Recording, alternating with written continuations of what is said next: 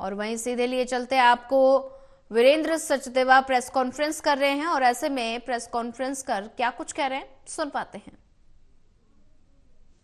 हाथ मत बिगाड़िए। दिल्ली पूरे देश का कल्चर है। ये दिल्ली सबकी है। लेकिन जिस तरह से कल आपने हमारे पूर्वांचल के भाई बहनों को फर्जी वोटर कहकर पूरे पूर्वांचल समाज का जो नाम खराब किया है, बदनाम किया है, वो बेहद निंदनीय है। और ये कोई पहली बार नहीं किया आपने केजरीवाल जी। ये आपके मन का काला सच है जो बार बार आपकी जुबान पर आता है।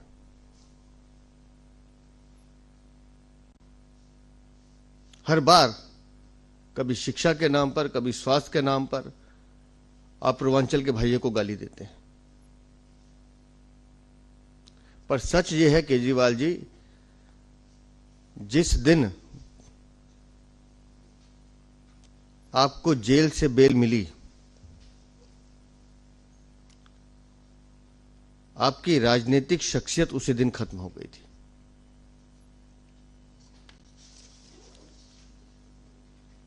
आप कुर्सी का नाटक कीजिए और पिछले गत 4 माह में आज सुबह तक आप भारतीय जनता पार्टी को कोसने के अलावा कुछ कर नहीं रहे हैं।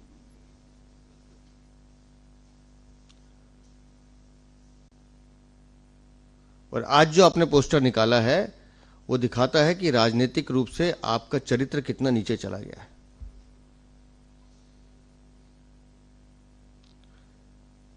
तेरह सितंबर का दिन याद रखिए केजरीवाल जी, जब आपको माननीय सुप्रीम कोर्ट ने कड़ी शर्तों के साथ बेल दी थी और एक कागजी मुख्यमंत्री के रूप में आपको बाहर छोड़ा था। फिर आपने आतिशी मार्लेना को मुख्यमंत्री की शपथ दिलाई। फिर आपकी महिला विरोधी सोच सामने आई क्योंकि छटपटाहट थी अंदर। एक महिला को काम चलाऊ मुख्यमंत्री कहना यह दिखाता है कि आप कितने बड़े महिला विरोधी हैं।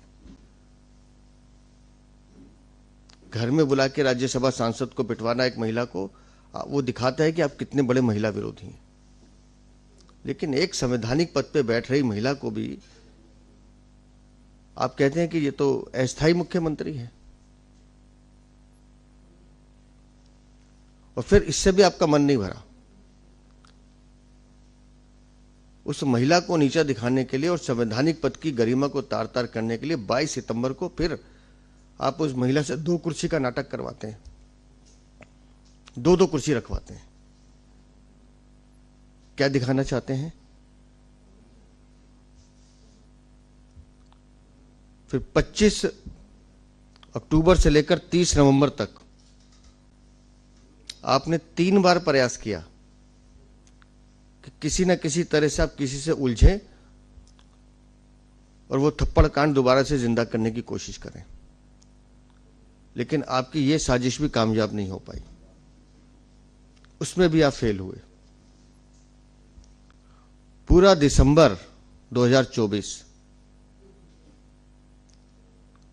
आप इस जुगाड़ में लगे रहे कि किसी तरह से बांग्लादेशी और रोहिंग्या के वोट ना कटें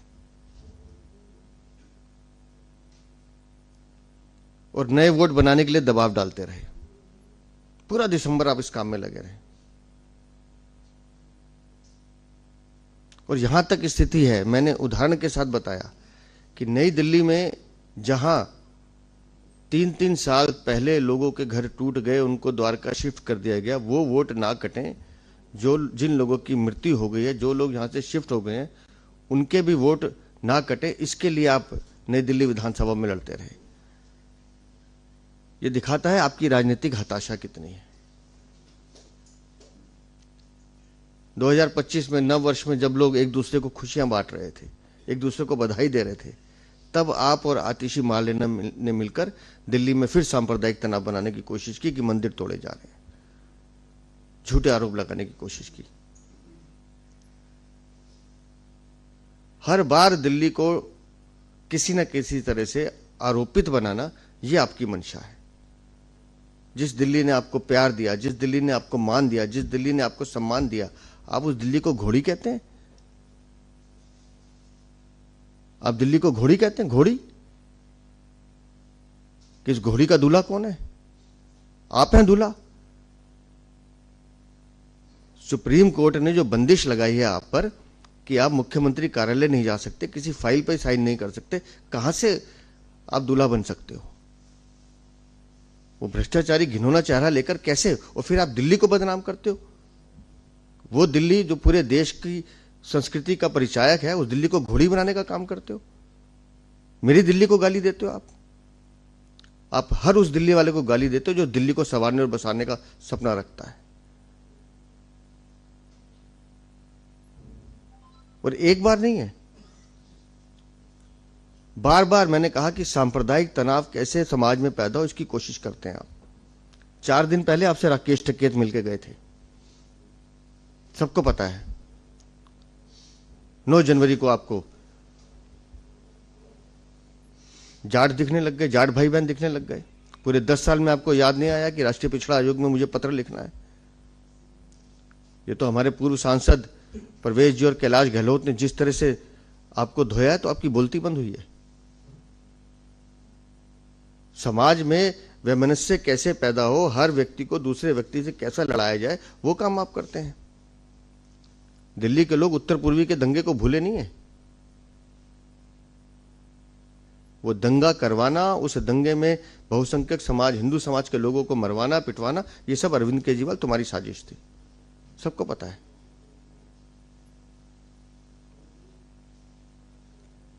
आज जब आपको दिख रहा है कि नई दिल्ली विधानसभा आपके हाथ से जा रही है, तो आखिरी पैतरा भी आपने आजमा लिया।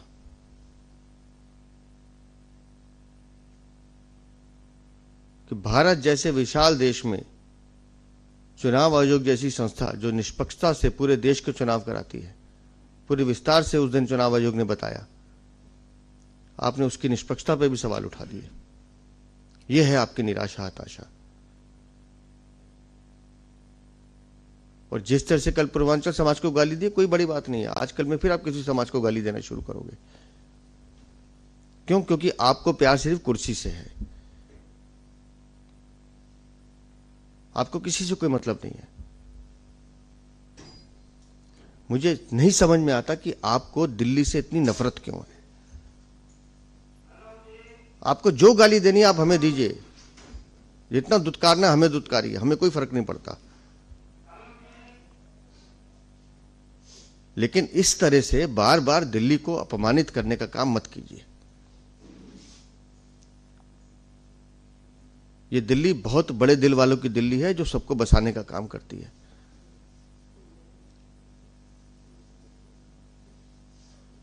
और आप जब जब इस दिल्ली को गाली देते हैं, हर उस दिल्ली वाले को दर्द होता है जो इस दिल्ली को दिल से प्यार करता है।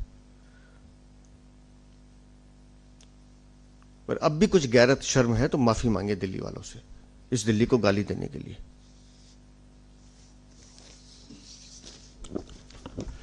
कोई प्रश्न?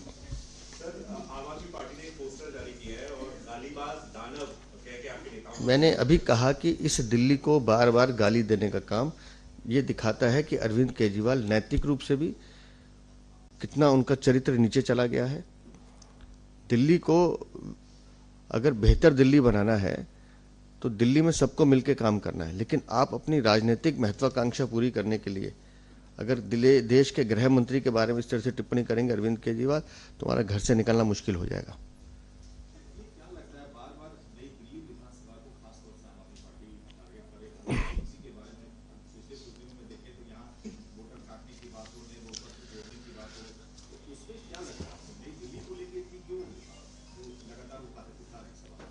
देखिए, मैं फिर कह रहा हूं, हम बार बार इस बात को कहते रहे हैं कि 24 दिसंबर से लेकर या उससे पहले से लेकर लगातार एक सरप्राइजिंग वोटर दिल्ली में बढ़ने का काम हो रहा है। इस मांग को सबसे पहले हमने उठाया। अरविंद केजरीवाल तो कल बोल रहे हैं, उनको तो सिर्फ एक नई दिल्ली विधानसभा दिख रही है। ये इलेक्शन कमीशन को मैं कंप्लेंट कर रहा हूं आज, और इसका सीधा सा मामला है request for thorough verification of new voter registration applications. हमारे पास इस बात की पुख्ता जानकारी है कि अरविंद केजरीवाल जानबूझकर कुछ विधानसभाओं में जो उनके वॉलंटियर्स हैं उनके घरों पर कुछ ऐसे लोगों के वोट बनवा रहे हैं जो दिल्ली में नहीं रहते, जो जिनको अपना रिश्तेदार बता के वोट बनवाने का काम कर रहे हैं, और ये लोग इलेक्शन वाले दिन वोट डालने आएंगे। इसलिए हम इसकी कंप्लेंट कर रहे हैं, और ये अचानक नहीं है। आप समझिए कि खुद अरविंद केजरीवाल कहते हैं 5% वोट बढ़े तो बड़ी हैरानी होती है। रिठाला कॉन्स्टिट्यूंसी अचानक 30,381 एप्लीकेशन आती है, 30,000 नए वोट की रिठाला में, एक रिठाला में। मुंडका में 31,865। मैंने उस दिन भी कहा था कि बॉर्डर एरियाज को आप चेक कीजिए।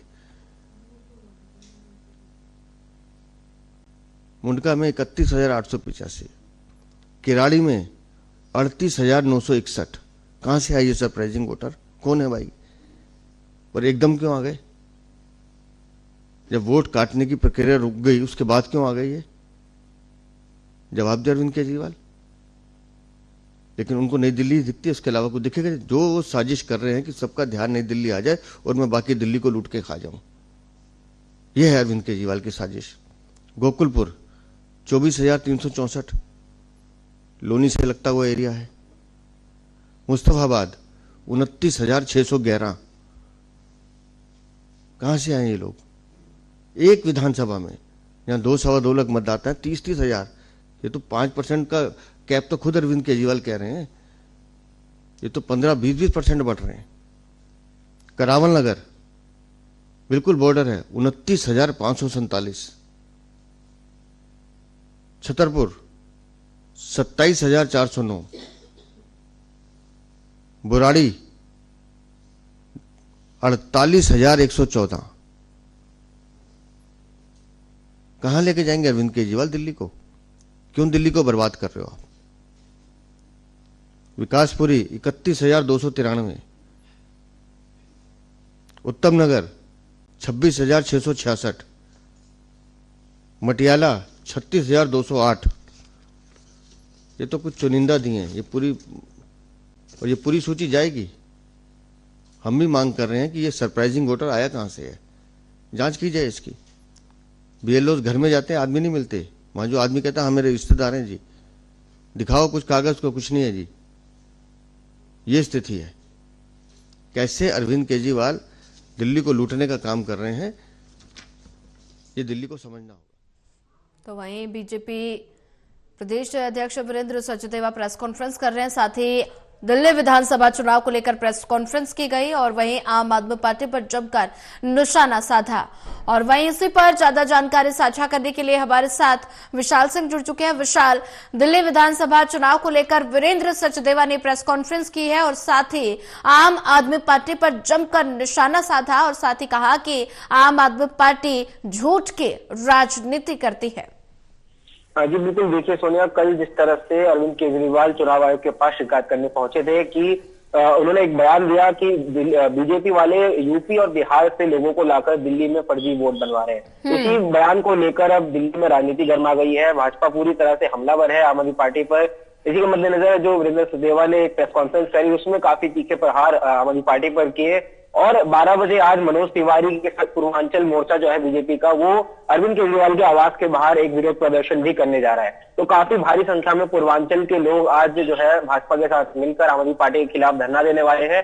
और इस प्रदर्शन में जो है काफी पोस्टर वॉर भी देखने को मिल रहा है, क्योंकि कल जिस तरह से बयान सामने आया उसके बाद सबसे पहले भारतीय जनता पार्टी ने आम आदमी पार्टी के खिलाफ एक पोस्टर जारी किया, जिसमें अरविंद केजरीवाल को पूर्वांचलियों का दुश्मन बताया और उन्हें एक शासक की तरह उन्हें दिखाया जो कि पूर्वांचलियों का दुश्मन बता रहा है। और साथ ही साथ फिर आम आदमी पार्टी की तरफ से भी एक पोस्टर पलटवार करते हुए जारी किया गया, जिसमें गालीबाज दानव भाजपा को बताया गया और उसमें एक 10 सर वाले रावण का दिखाया गया, जिसके चेहरे में रावण की जगह अमित शाह का चेहरा था। और साथ ही साथ वीरेंद्र सचदेवा और भाजपा के तमाम जो सांसद हैं उनके नेताओं के चेहरे इस गालिबा दानव के पोस्टर में लगाए गए थे। तो कह सकते हैं पोस्टर को लेकर भी राजनीति दोबारा से दिल्ली में गर्मा गई है और पूर्वांचलियों का मुद्दा भी आज पूरे दिन दिल्ली में गर्मा रहेगा। जी विशाल, ज्यादा जानकारी साझा करने के लिए आपका धन्यवाद।